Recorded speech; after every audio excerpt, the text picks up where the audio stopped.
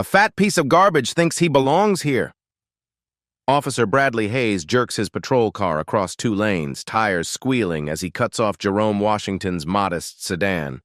Jerome, a heavy-set black man, grips his steering wheel as the police cruiser blocks his path on the quiet residential street. Hayes throws his door open and storms toward Jerome's car, hand resting on his weapon. In the back seat, 8-year-old twin daughters press their faces against the windows, eyes wide with terror. Jerome raises both hands where Hayes can see them. "Girls, look at Daddy. Stay very still." His voice stays calm, but sweat beads on his forehead. Hayes pounds on the driver's window with his fist. "Get out! Now!" Other drivers slow down, pulling out phones to record. Jerome's daughters begin to cry as their father slowly reaches for the door handle, knowing one wrong move could shatter their lives forever. What they don't know is that they're about to witness the biggest mistake of Officer Hayes' career. Riverside Heights sits like a jewel in the crown of suburban America. Tree-lined streets wind past million-dollar homes where perfectly manicured lawns stretch toward gleaming driveways filled with luxury SUVs and European sedans. The median household income here tops $200,000, and 92% of residents are white. For the past 6 months, Jerome Washington has called this place home. Every morning at precisely 6:15, Jerome emerges from his modest 2-story rental on Maple Drive. His routine never varies: 50 push-ups on his front porch, followed by a 3-mile run through the neighborhood streets. Neighbors occasionally glimpse him through their windows, noting his military-precise movements and the way he constantly scans his surroundings like a man expecting trouble. What they don't see are the encrypted messages that buzz his phone throughout the day, or the way his eyes automatically identify escape routes wherever he goes. They don't notice how he parks his car facing outward in every driveway, or how he teaches his 8-year-old daughters to stay aware of their environment without frightening them. Officer Bradley Hayes has noticed, though. Hayes, a 15-year veteran of the local police force, has made Jerome's neighborhood his personal patrol route. 3 to 4 times per day, his black and white cruiser slowly circles the blocks around Maple Drive. He tells his superiors it's proactive community policing, but his body camera footage tells a different story. Suspicious individuals observed in the area, Hayes logs into his reports. The subject appears to be conducting surveillance of residential properties. The subject is Jerome washing his car in his own driveway. Possible drug activity, Hayes notes another day. Multiple unknown vehicles visiting residents. The unknown vehicles belong to Jerome's babysitter and his daughter's tutoring service. Hayes isn't alone in his suspicions. The unofficial police department culture has shifted over the past year as property values in surrounding neighborhoods have risen and demographics have begun to change. Captain Rodriguez, Hayes' supervisor, regularly reminds his officers about the importance of maintaining community standards and keeping undesirable elements from taking root. The message is clear, even if it's never spoken directly. Jerome's partner, Officer Martinez, feels the pressure too. Only 3 years on the force, Martinez has learned to follow Hayes' lead rather than ask uncomfortable questions. When Hayes points out suspicious activity, Martinez nods and takes notes. When Hayes suggests additional patrols in certain neighborhoods, Martinez doesn't question the patterns. Inside his rented home, Jerome Washington maintains routines that would seem excessive to most single fathers. He checks door locks twice before bed. He varies his daughter's school drop-off routes. He keeps emergency bags packed in his bedroom closet and teaches his girls what to do if something unexpected happens. His daughters, Zoe and Maya, don't understand why Daddy always looks around so carefully when they walk to the playground. They don't know why he makes them practice staying calm and keeping their hands visible when they play traffic stop games. They just know that Daddy served in the Army like Mommy did, and that Mommy went to heaven 6 months ago while helping people in a faraway place. The encrypted phone calls come at odd hours. Jerome steps into his home office and speaks in clipped professional tones about operational status and security assessments. His daughters have learned not to interrupt these conversations, though they sometimes hear familiar names like Colonel Mitchell and General Morrison. The neighborhood has started to take sides. Linda Carter, a pediatrician who lives 3 houses down, makes a point of waving when she sees Jerome with his daughters. She's noticed the police cars circling his block and finds the frequency troubling. Her husband, David, agrees that something feels wrong about the constant patrol presence. But Karen Hoffman, the unofficial leader of the Riverside Heights Community Watch, has been documenting what she calls concerning patterns of behavior. She's created a detailed log of Jerome's daily activities, noting the times he leaves and returns, the license plates of cars that visit his home, and what she describes as his aggressive demeanor during neighborhood interactions. The truth is, Jerome Washington has never raised his voice to a neighbor. He's never failed to return a greeting or refused a polite conversation. When Mrs. Peterson's cat went missing, he spent 3 hours helping search for it.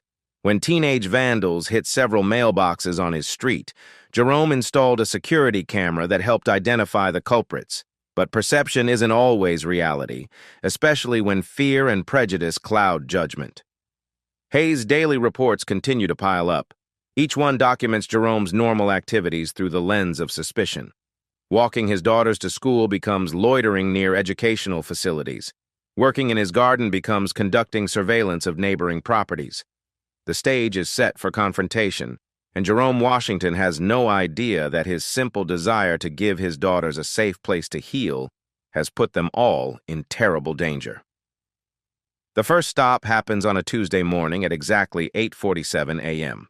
Jerome has just dropped Zoe and Maya at Riverside Elementary and is driving the familiar route home when Officer Hayes' patrol car appears in his rearview mirror. The flashing lights come on immediately, though Jerome's speedometer shows 23 miles per hour in a 25 zone. He pulls over carefully, hands moving to the 10 and 2 position on his steering wheel before the car even stops rolling. Through his side mirror, he watches Hayes approach with the measured stride of a man who knows he holds all the power in this encounter. "License and registration," Hayes demands, without preamble, his hand resting casually on his service weapon. Jerome reaches slowly for his glove compartment, narrating each movement. "I'm reaching for my registration now, officer. It's in the glove box." His voice carries the calm precision of a man who has been in far more dangerous situations than this traffic stop, though Hayes interprets the steadiness as arrogance. "You seem pretty comfortable with police procedures," Hayes observes, studying Jerome's military ID card alongside his driver's license. "Have you been stopped a lot?" "I served in the Army, sir. We were trained to cooperate with law enforcement." Hayes takes his time examining the documents, walking back to his patrol car to run Jerome's information through the system.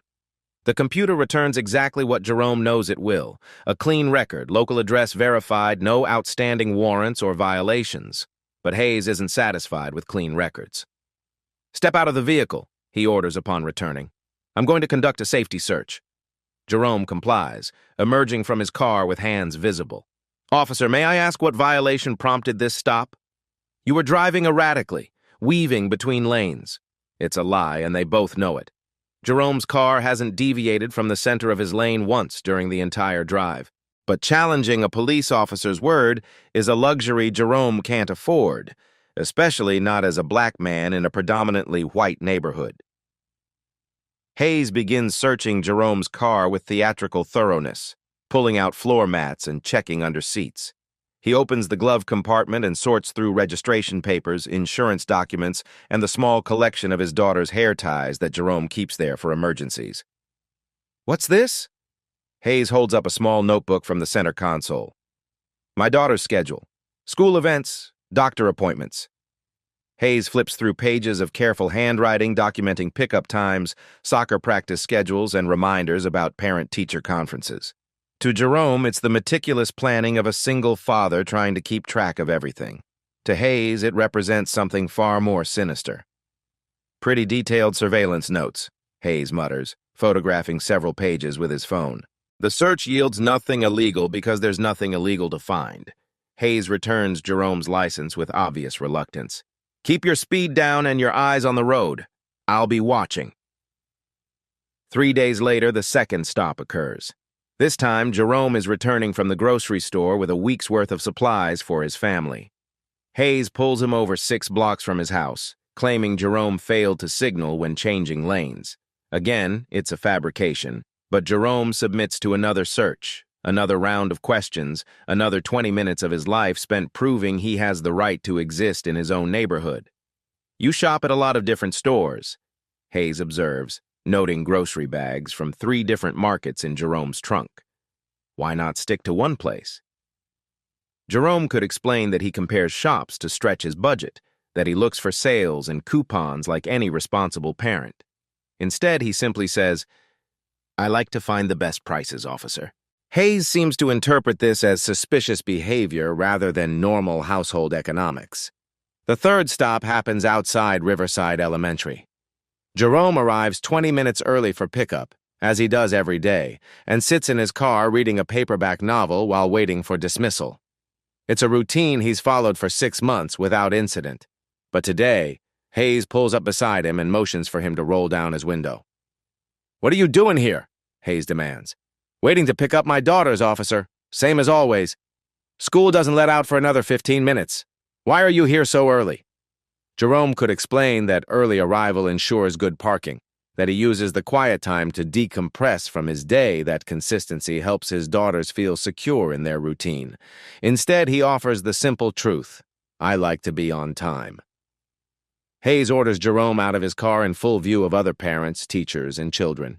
The school pickup line stops moving as everyone stares at the spectacle of a black father being searched like a criminal while waiting for his own children. "Is there a problem here?" Principal Sarah Martinez approaches with obvious concern. "Just conducting a routine safety check," Hayes replies, continuing to pat down Jerome despite finding nothing suspicious. "Mr. Washington picks up Zoe and Maya every day," Principal Martinez says firmly. "He's never caused any problems or concerns." Hayes ignores her, focusing his attention on Jerome's phone when it buzzes with an incoming call. The caller ID shows only classified, which Jerome quickly declines. "Who was that?"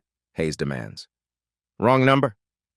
Jerome lies smoothly, knowing he can't explain that his Delta Force commander calls twice weekly to check on his family's adjustment to civilian life.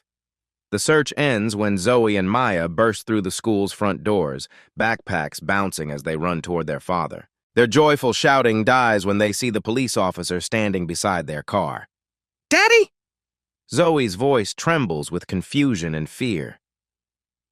"It's okay, sweetheart," Jerome says, accepting his license back from Hayes. The officer was just saying hello. But it's not okay, and everyone present knows it. Other parents whisper among themselves, some pulling out phones to record.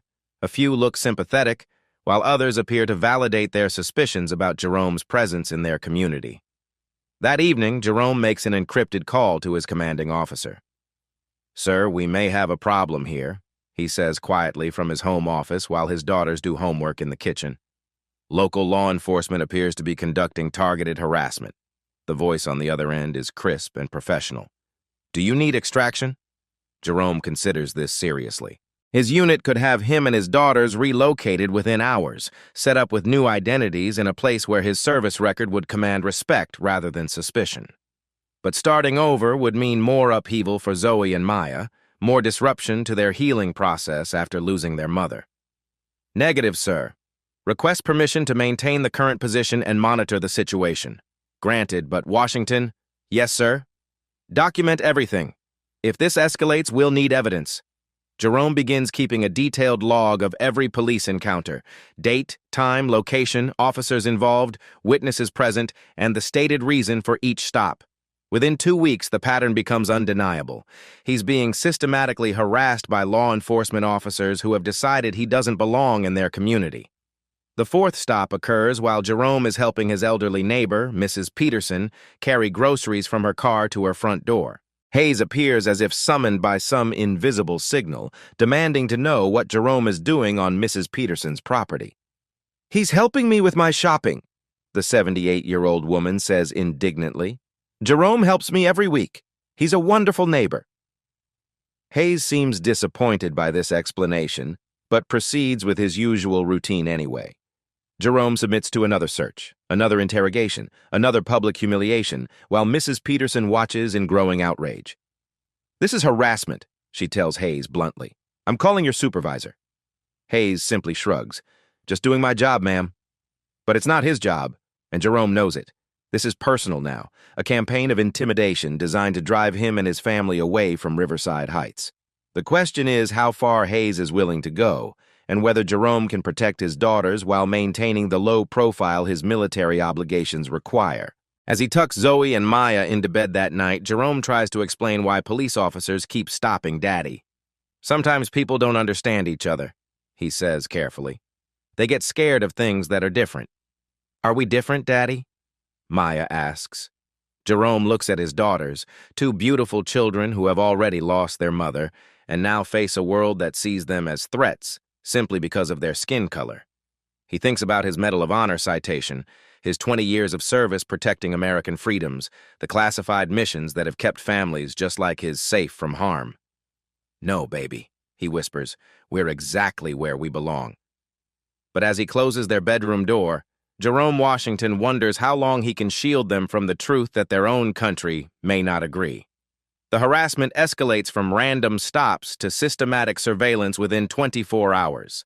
Jerome first notices the change Thursday morning during his routine run. Hayes' patrol car crawls alongside him for 6 blocks, engine idling at intersections while Jerome jogs past.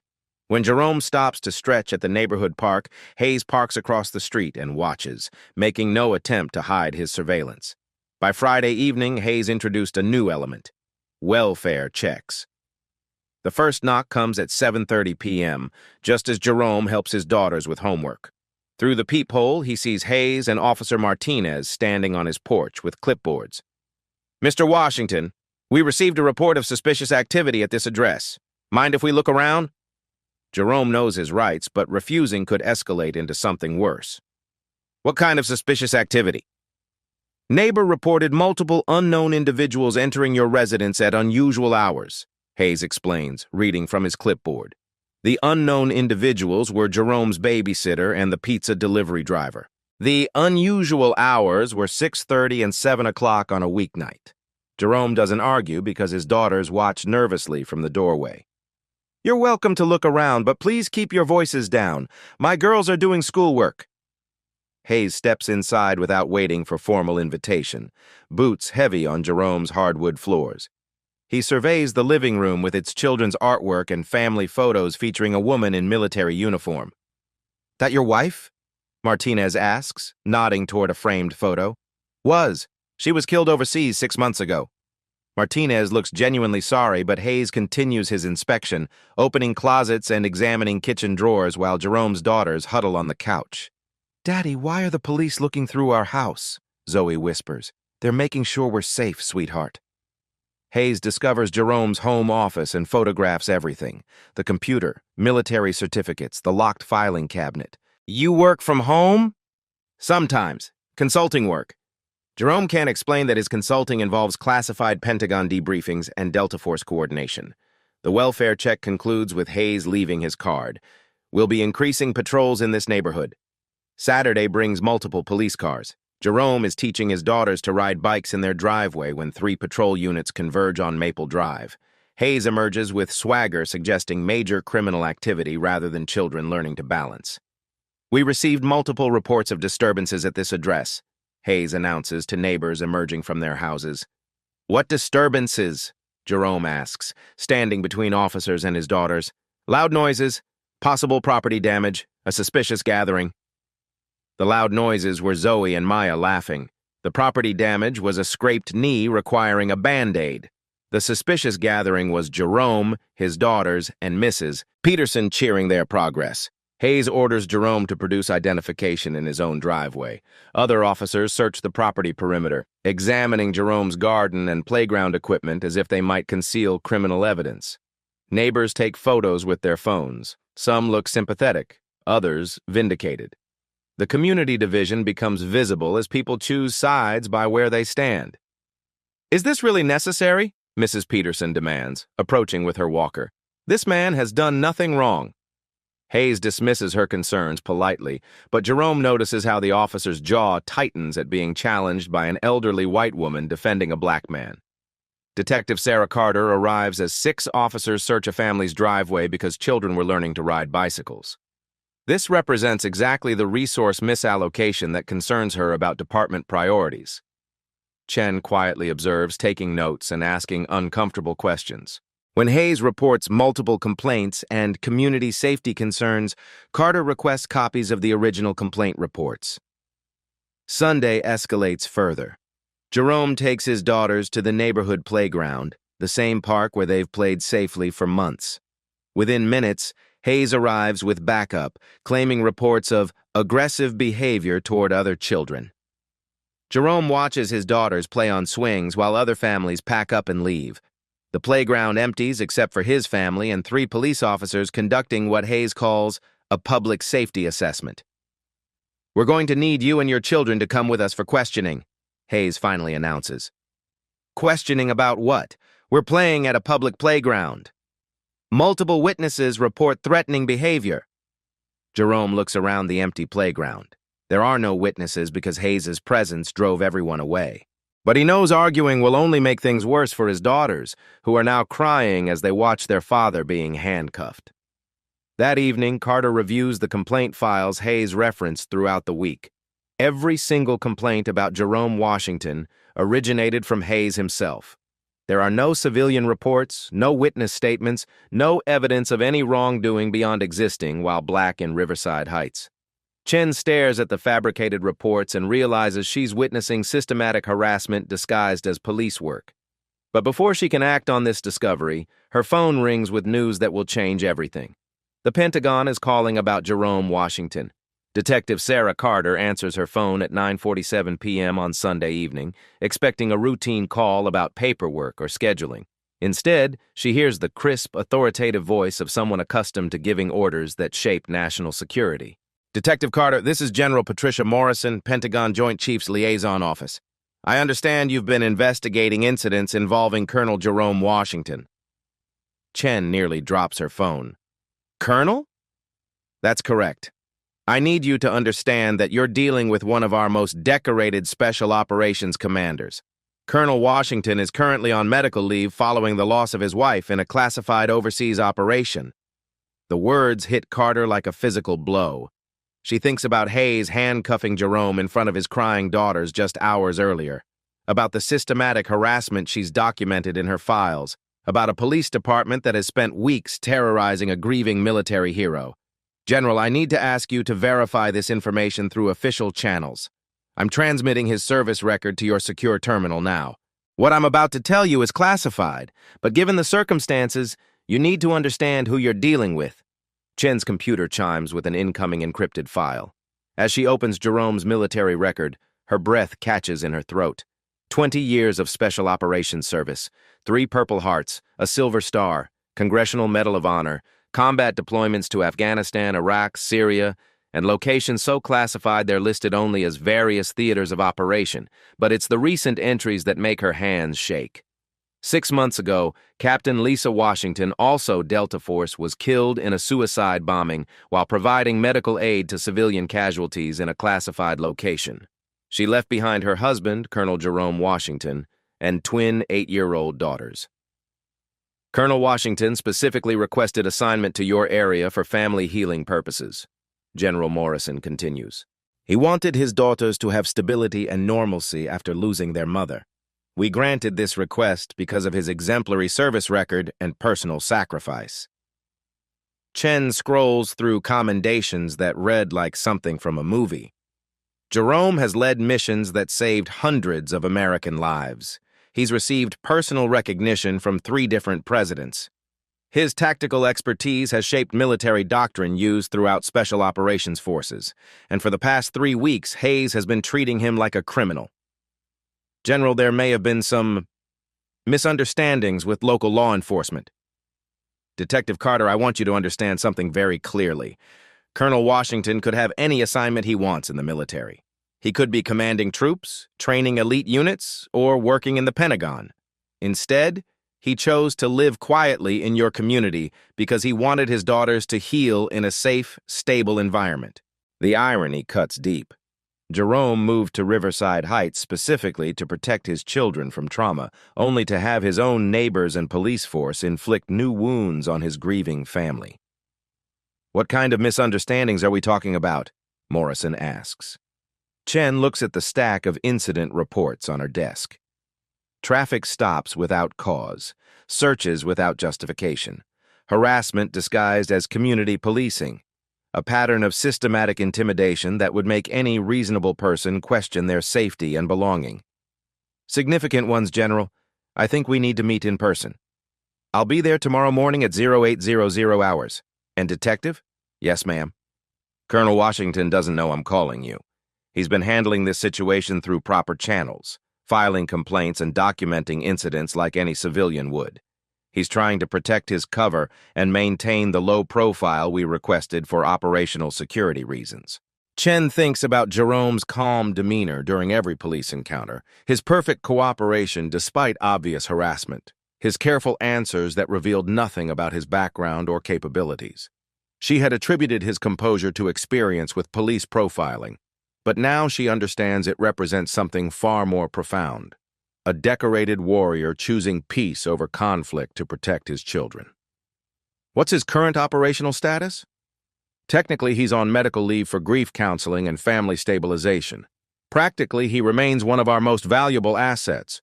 Colonel Washington has knowledge of operations and personnel that represent significant national security interests. The idea that local police have been systematically harassing him. Morrison doesn't finish the sentence, but Carter understands the implications. They haven't just been harassing a grieving father, they've been compromising the security of someone whose knowledge could affect international operations. There's something else you need to know, Morrison continues. We've been monitoring the situation through routine security protocols. When harassment of military families reaches certain thresholds, we're required to investigate potential security breaches or foreign interference. Foreign interference? Detective. When a decorated special operations commander starts experiencing systematic targeting by local authorities, we have to consider whether hostile forces might be attempting to compromise his position or drive him from his chosen location. Chen realizes the scope of what she's uncovered extends far beyond local police misconduct.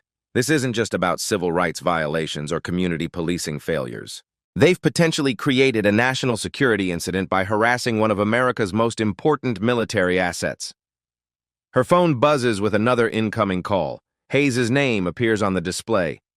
General, I have the lead officer on the other line. Put him through. I want to hear this. Chen connects the call. Hayes, what's your status? Chen, we've got a problem. I tried to run a deeper background check on that Washington guy, and the system locked me out. Says I need federal clearance to access his files. Morrison's voice cuts through the speaker with military authority. Officer Hayes, this is General Patricia Morrison, Pentagon Joint Chiefs Office. I understand you've been conducting investigations into Colonel Jerome Washington. The silence on Hayes' end stretches for nearly 10 seconds. Colonel? Hayes finally whispers. That's correct. Colonel Jerome Washington, Delta Force Commander, Congressional Medal of Honor recipient, and currently one of the most highly decorated soldiers in active service. I believe you handcuffed him in front of his children earlier today. Chen can hear Hayes breathing through the phone, quick and shallow like a man realizing his career might be over. We didn't know. He never said anything about being in the military. Officer Hayes, Colonel Washington has been operating under specific instructions to maintain a low profile for security reasons. He's followed proper civilian channels for addressing your harassment, even when he could have resolved this situation with a single phone call to my office. The weight of Hayes' mistakes settles over the conversation like a physical presence. For weeks, he's been systematically harassing one of America's most decorated warriors, a man who could have ended the harassment at any moment, but chose to endure it rather than compromise his mission of healing his family. What happens now? Hayes asks quietly. Morrison's response carries the full authority of the United States military. Now, Officer Hayes, we fix this situation, and we will make sure it never happens again. Monday morning arrives like a reckoning. Police Chief Robert Davidson calls an emergency meeting at 6 a.m., summoning his senior staff to the conference room before General Morrison's scheduled arrival. The mood is grim as supervisors file in with coffee cups and the growing realization that their department may have created an international incident. Gentlemen, we have a situation, Davidson begins, placing Jerome's military file on the conference table. For the past 3 weeks, We've been systematically harassing one of the most decorated soldiers in American military history. Sergeant Williams, Hayes' direct supervisor, opens the file, and his face drains of color. Page after page of commendations, classified mission summaries, and presidential recognition documents paint a picture of exceptional service spanning 2 decades. Jesus Christ, Williams mutters, reading Jerome's Medal of Honor citation. He single-handedly held off enemy forces for 6 hours while evacuating wounded civilians, killed 27 insurgents, and saved 43 American lives. Captain Rodriguez reviews the timeline of police encounters with growing horror.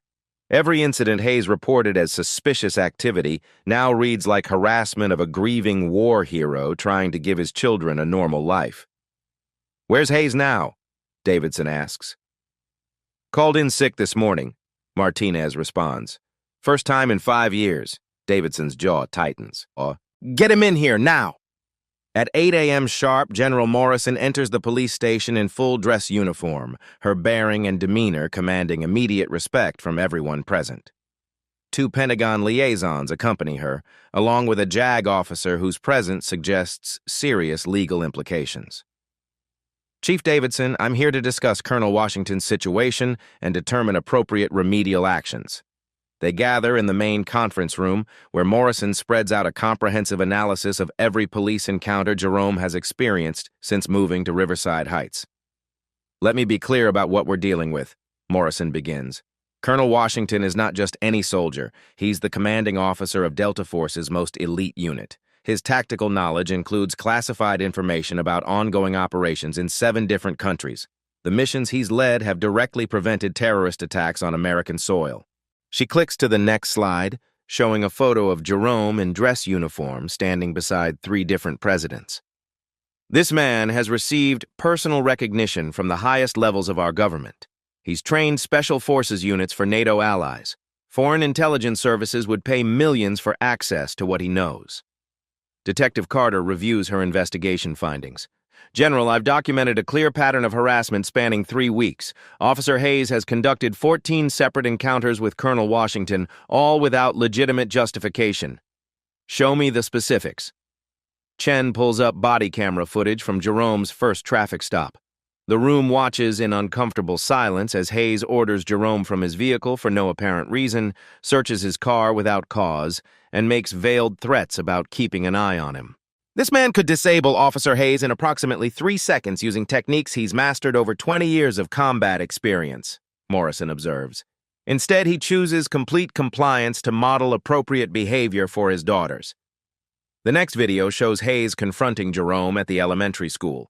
They watched Jerome remain calm while being publicly humiliated, his focus entirely on protecting his children from trauma they've already experienced too much of in their young lives. "His wife was killed 6 months ago," Morrison explains. "Captain Lisa Washington, also Delta Force, died in a suicide bombing while providing medical aid to civilian casualties. She was posthumously awarded the Distinguished Service Cross." The room falls silent as the full scope of Jerome's sacrifice becomes clear. Not only has he served his country with exceptional distinction, but he's also paid the ultimate price through his wife's death in service. Now, seeking only to heal his family in a peaceful community, he's faced systematic persecution from the very people sworn to protect and serve. Martinez raises his hand tentatively. "General, I was Hayes's partner during several of these encounters. I want to go on record that I expressed concerns about the frequency and nature of these stops, but I was told to follow Hayes' lead." Morrison nods approvingly. "Officer Martinez, your cooperation with this investigation will be noted favorably." Hayes arrives 40 minutes late, looking like a man who hasn't slept. His usual swagger has disappeared, replaced by the hunched posture of someone who knows his career is effectively over. "Officer Hayes," Morrison begins without preamble, "I want you to explain your reasoning for handcuffing a Congressional Medal of Honor recipient in front of his children." Hayes tries to formulate an answer, but every justification sounds increasingly hollow when measured against Jerome's actual identity and service record. He seemed suspicious. His behavior didn't fit the neighborhood profile. "His behavior," Morrison responds coldly, "consisted of being a black father in a predominantly white community. Are you suggesting that military heroes forfeit their right to live wherever they choose?" Davidson intervenes before Hayes can dig himself deeper. General, Officer Hayes will face immediate suspension pending a full internal affairs investigation. We're also implementing mandatory bias training for all personnel and establishing civilian oversight protocols for community policing operations. But Morrison isn't finished. I want Officer Hayes to understand exactly who he's been harassing. She presents Jerome's complete service record, reading excerpts from mission reports that remain partially classified even in this setting. Tales of extraordinary heroism under fire, tactical brilliance that saved countless lives, and leadership that has shaped modern special operations doctrine. This man has jumped into enemy territory alone to rescue captured Americans. He's led raids that eliminated high-value terrorist targets. He's coordinated with CIA, NSA, and international intelligence services on operations that directly protect American citizens. Hayes sits in stunned silence as the magnitude of his mistakes becomes undeniable. And for the past 3 weeks, you've been treating him like a criminal because he had the audacity to exist in your community while black. Morrison turns to Chief Davidson. I want to be clear about our expectations going forward. Colonel Washington has every right to live peacefully in your community without harassment. His service record has earned him that right 1,000 times over. Detective Carter presents her recommendations for systemic reform. We need to establish clear protocols for addressing bias in policing, mandatory cultural sensitivity training, and civilian oversight of complaint patterns. This situation never should have escalated to this point. The investigation reveals additional troubling patterns. Hayes has a documented history of disproportionate stops and searches in minority communities. His arrest rates show clear racial disparities that have gone unaddressed by supervisory staff. This isn't just about Colonel Washington, Carter explains. Our data shows systematic bias in enforcement patterns across multiple neighborhoods and demographics. Morrison nods grimly. Discrimination against any citizen is unacceptable. Discrimination against military families represents a betrayal of the oath you've sworn to protect and serve. The meeting concludes with specific action items. Hayes' immediate termination, comprehensive bias training for all officers, establishment of community oversight boards, and regular review of stop-and-search statistics to identify problematic patterns. But the most significant outcome is yet to come. At 2 p.m., Jerome Washington enters the police station for the first time as a willing participant rather than a harassment victim. He wears his dress uniform, every ribbon and decoration earned through sacrifice and service. The transformation in how he's treated is immediate and profound. Officers who previously viewed him with suspicion now stand at attention. Staff who ignored his complaints now compete to assist him. Chief Davidson offers a formal apology that feels both necessary and insufficient. Colonel Washington, on behalf of the entire department, I want to express our deepest regrets for the treatment you and your family have received. This is not the standard of service our community deserves. Jerome's response demonstrates the grace and leadership that have defined his military career. Chief Davidson, I appreciate your apology, but my primary concern remains the safety and well-being of my daughters. They've experienced enough trauma for one lifetime. He pauses, looking around the room at faces that now show respect instead of suspicion. I moved to Riverside Heights because I wanted my children to heal in a place where they felt safe and welcome. I hope we can work together to ensure that safety extends to all families in our community, regardless of their background or appearance. Morrison presents Jerome with a formal letter of commendation from the Secretary of Defense, recognizing his patience and professionalism throughout the harassment campaign. Colonel, you could have ended this situation with a single phone call 3 weeks ago. The fact that you chose to endure systematic mistreatment rather than compromise your cover demonstrates the same dedication to mission success that has defined your entire career. Jerome accepts the recognition but redirects attention to the broader issues at stake. General, this experience has shown me that many families face similar challenges without the resources or support systems I'm fortunate to have. We need to ensure that justice and fair treatment aren't privileges reserved for those with military connections. As the formal proceedings conclude, Jerome makes one final request that surprises everyone present. I'd like to speak with Officer Martinez privately. The young officer approaches nervously, expecting confrontation or punishment. Instead, Jerome extends his hand. Officer Martinez, I understand you were following orders and trying to learn from a senior partner. I respect that loyalty, even when it leads to difficult situations for my family. Martinez struggles to find words. Sir, I'm sorry. I should have spoken up sooner. You spoke up when it mattered, Jerome replies. That took courage. The community needs officers who are willing to question problematic practices and stand up for what's right. The conversation represents Jerome's first step toward healing not just his own family, but the relationship between law enforcement and the community they serve. But the real test of change will come in the days and weeks ahead as Riverside Heights learns whether this moment of reckoning leads to lasting reform or merely temporary embarrassment. 3 weeks later, the Riverside Heights Community Center hosts its first public accountability session, a packed auditorium where residents gather to witness the formal conclusion of the Jerome Washington investigation. Chief Davidson takes the podium with visible weight on his shoulders. Behind him sit Jerome in dress uniform, General Morrison, Detective Carter, and a panel of community leaders who have spent weeks crafting comprehensive police reform measures. Ladies and gentlemen, we're here today to address a fundamental failure in our duty to protect and serve all members of our community, Davidson begins. For 3 weeks, our department systematically harassed Colonel Jerome Washington and his family based solely on racial bias and unfounded suspicions. The audience murmurs as Davidson outlines the investigation's findings. Hayes conducted 14 separate encounters with Jerome without legitimate justification. Every complaint originated from Hayes himself. No civilian reports or witness statements supported any of his claims about suspicious activity. Officer Bradley Hayes has been terminated from this department and faces federal civil rights violation charges. His actions violated not only departmental policy, but the fundamental principles of American justice. Hayes sits in the back row, required to attend as part of his plea agreement.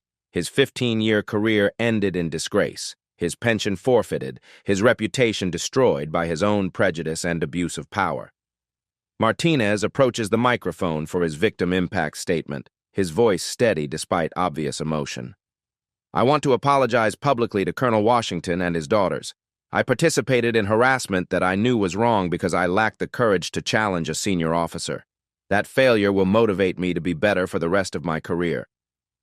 The audience applauds Martinez's honesty, recognizing the difficulty of admitting professional and moral failure in such a public forum. Detective Carter presents the new accountability measures designed to prevent future incidents.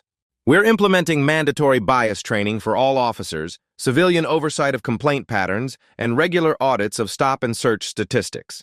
Any officer showing discriminatory enforcement patterns will face immediate investigation and remedial action. The reforms include body camera requirements for all citizen interactions, monthly community forums for addressing policing concerns, and a civilian review board with authority to investigate misconduct complaints independently.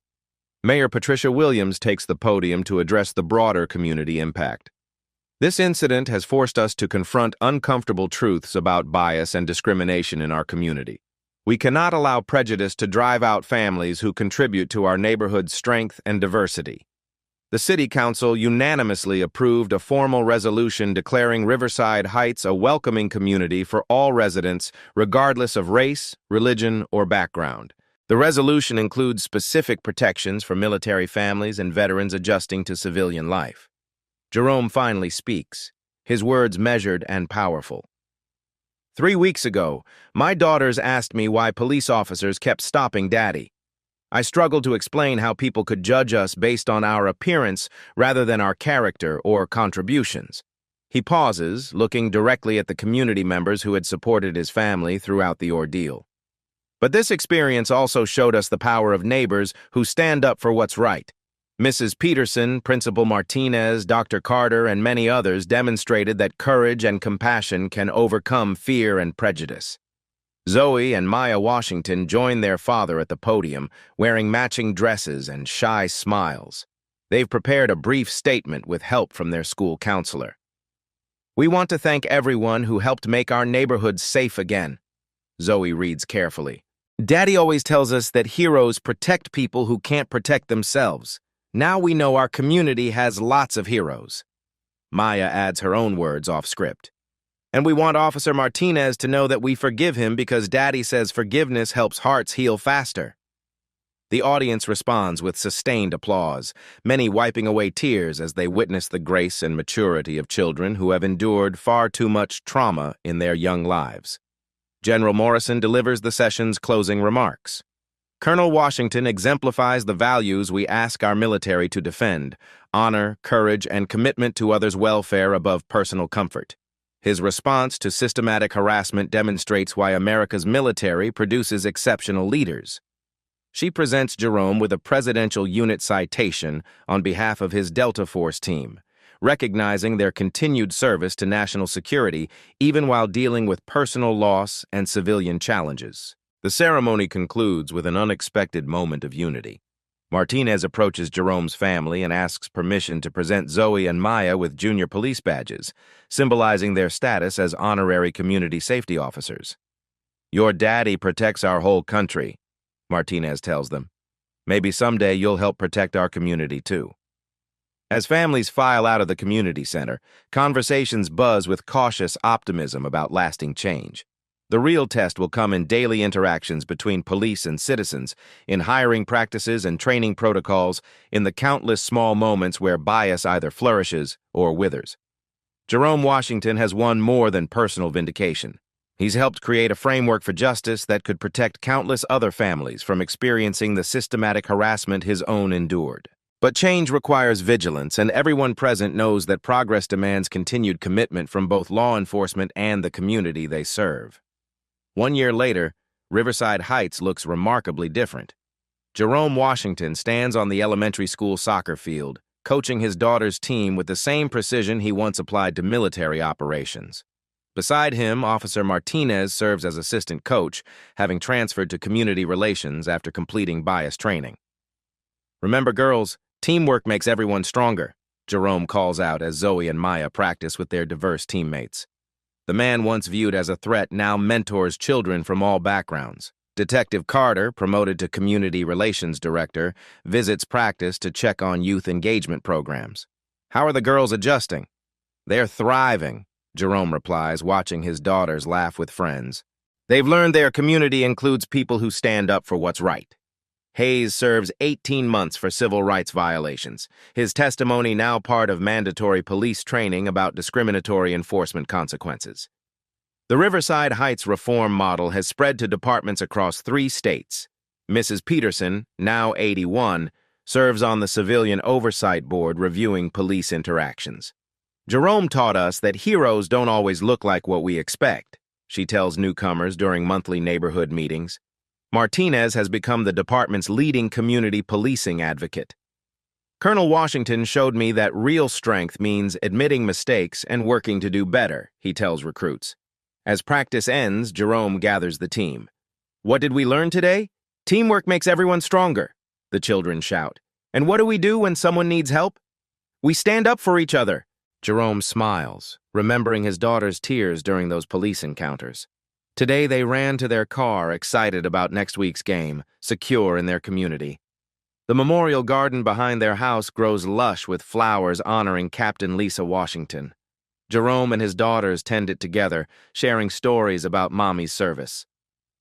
"Will you tell us again how Mommy helped people?" Maya asks while watering roses. "She believed protecting others was worth any sacrifice," Jerome explains, "just like our community learned to protect each other." 6 months later, Jerome receives orders for his next assignment. But instead of overseas deployment, he's been selected to lead the Pentagon's new community integration program, helping military families transition to civilian life. "We're staying in Riverside Heights," he tells his daughters over dinner. "Daddy's new job is helping other military families find safe communities like ours." Zoe claps excitedly. "So more kids can have neighborhoods that protect them?" "Exactly, sweetheart." The program Jerome now directs has prevented dozens of similar harassment cases by establishing protocols for military family integration and police bias prevention. His experience transformed personal trauma into systemic change that protects others. Change requires individuals willing to confront bias and discrimination. It demands accountability systems and communities brave enough to choose justice over comfort. Jerome's story proves that heroes walk among us daily, often unrecognized until circumstances reveal their character. The next time you witness unfair judgment, remember that your voice can make the difference between justice and injustice. Share this story if you believe all families deserve safety and respect. Comment about your experiences with bias or standing up for others. Like if this moved you, subscribe to Black Voices Uncut for more stories, challenging assumptions, and hit notifications because these conversations matter more than ever.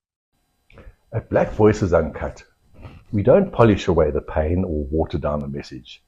We tell it like it is because the truth deserves nothing less.